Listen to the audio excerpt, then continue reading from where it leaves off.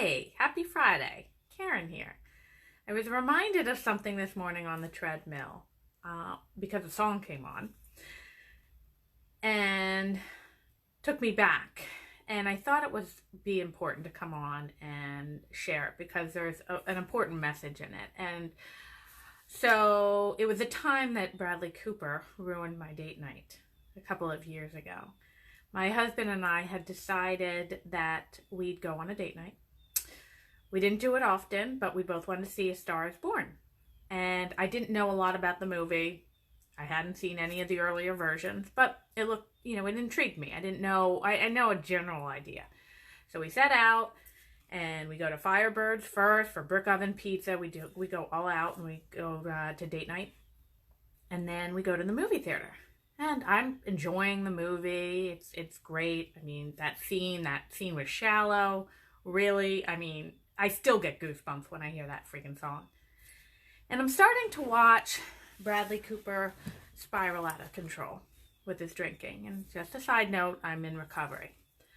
I'm starting to watch, and it's really sad to watch. Very sad to watch.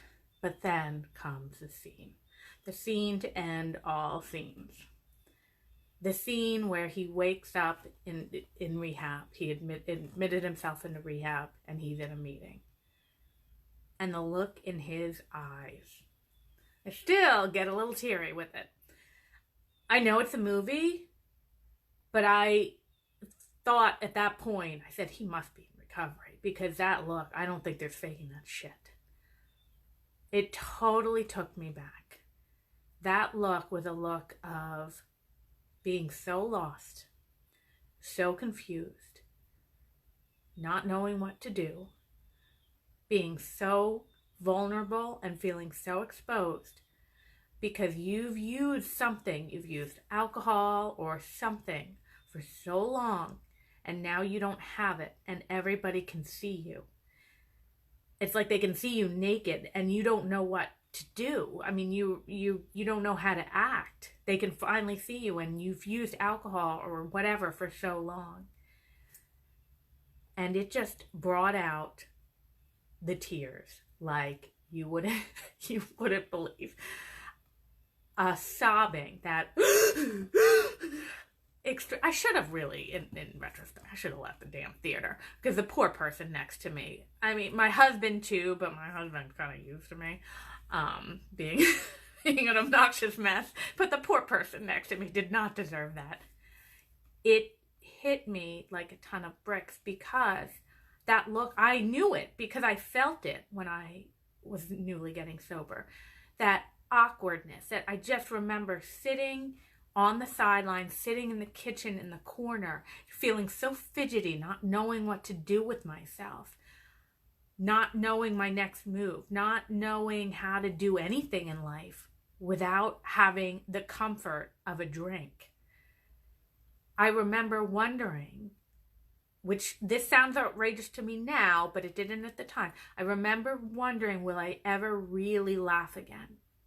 Not laugh like, because I was doing a lot of that, but really laugh, like joy, because that seemed so freaking far away to me at the time. But here's the good news, and here is really what I want to share. Here's the message. It's temporary. It is temporary. And not only is it temporary, the other side, when you get through it, it's better than you ever thought. I promise you. I'm doing things today that blow my mind. And it's because I got sober. My new blog, Fork Freedom, it's all because I needed something to do with myself, right? I was anxious and I couldn't be in a conversation. I needed to be busy. And so I started cooking.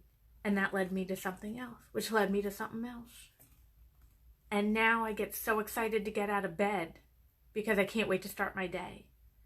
That is so far from where I was 5 years ago. I can't even tell you. So I want you to know two things. One, it is temporary. But two, if you are going through that now, if you are thinking about getting clean and worried because you're going to feel like this, you need to get your butt to a meeting.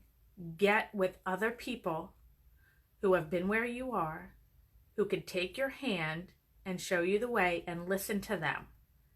Do what they tell you to do, because they know better than you how to get out of it.